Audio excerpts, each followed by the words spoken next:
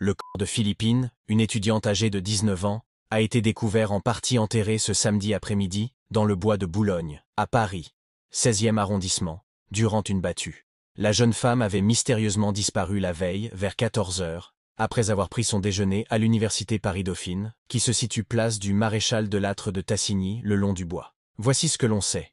Philippine devait se rendre dans l'après-midi chez ses parents à Saint-Quentin-en-Yvelines, mais n'est jamais arrivée.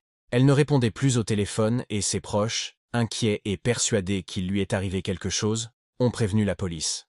La sœur de l'étudiante s'est présentée au commissariat du 16e arrondissement de Paris vers 23 heures pour déclarer cette disparition. Les proches de la jeune femme ont ensuite organisé une battue ce samedi après-midi, qui a débuté à 15h15 dans le secteur de l'université et du bois de Boulogne. Une cinquantaine de personnes y ont participé.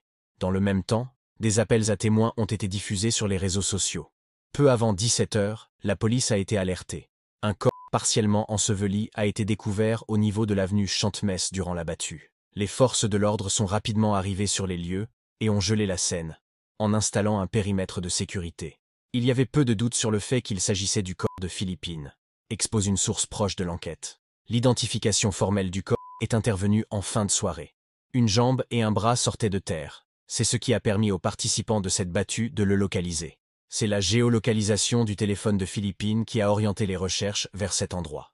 Les policiers et les techniciens de la police scientifique ont procédé à de minutieuses constatations, qui ont pris fin vers minuit. Le corps de la victime présentait de multiples traces de sévices et des blessures, poursuit cette source. Une autopsie va être pratiquée afin de déterminer les causes du décès de la victime.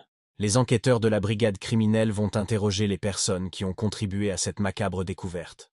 Des témoins ont déclaré avoir aperçu un suspect portant un masque chirurgical, avec une pioche en main. Ces derniers vont également être auditionnés. Les policiers cherchent désormais à retracer le parcours de Philippine avant sa disparition.